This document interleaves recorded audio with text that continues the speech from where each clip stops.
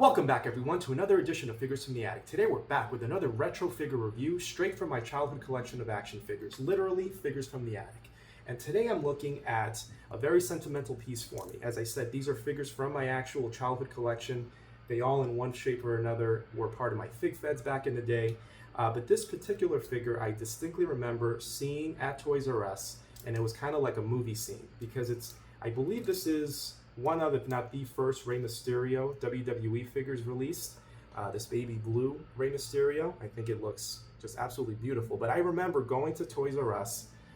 He had just debuted recently with WWE, so I was on the hunt for a Rey Mysterio action figure. And I remember just kind of everything kind of getting foggy around me and just zoning in on this one aisle. And I saw him right there in the packaging.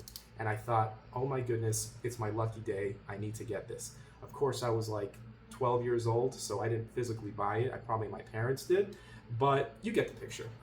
All that said, this is up there with one of my favorite Rey Mysterio figures ever. I will say that my favorite all time is the one where he was red, kind of dressed as the Flash. I think he wore that to like WrestleMania 20, and Jax made a figure of that. Mattel also did recently as well. So that's my favorite, but this is up there, probably my second favorite Rey Mysterio figure ever. Just the detail, look at the mask, the beautiful baby blue. I think that's a great look for Rey Mysterio. You get all the different little intricate details in the back of the mask, like that Aztec type design. It's even raised. If you run your finger along the back, it is textured, so that's nice. It's not just like painted on there. Of course, you get the cross, which is also textured. You get the hawk or whatever kind of bird that is along the sides, just very intricately painted. You get the chin strap underneath with the little goatee. Just everything down to a T is just meticulous, and I really like that. My one complaint would be the tattoos. Later on, Jax did figure out the tattoos a little bit better. They didn't make them so dark. They made them a little more light, a little more opaque, so that they look like real tattoos. This just looks like a Sharpie. I mean, it's not a great look, but I mean, the tattoos are accurate. You do get all the tattoos he had during this point in time.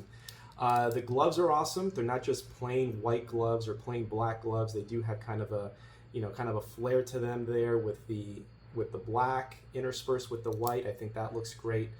The pants as well, baby blue, 619 along the side, and of course the black shoes. An iconic Rey Mysterio action figure, an iconic figure from Jakks Pacific WWE, their collaboration together. This is one of the best figures to come out of that era, and I'm happy I still have it. Obviously, he does have some wear and tear, as you can see. I'm not even sure where those like pink splotches came from, but they are kind of all over his pants. They are fading in some spots. I'm not sure if the camera can make it out, but it is a little more light blue in certain areas, like even more light than it's supposed to be.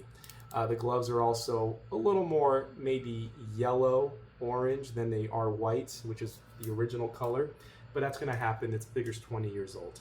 As an overall score, I would give this Rey Mysterio a 9.2 out of 10. It's that good. A 9.2 out of 10 for this Jakks Pacific Rey Mysterio. As always, I appreciate you watching, and stay tuned for more.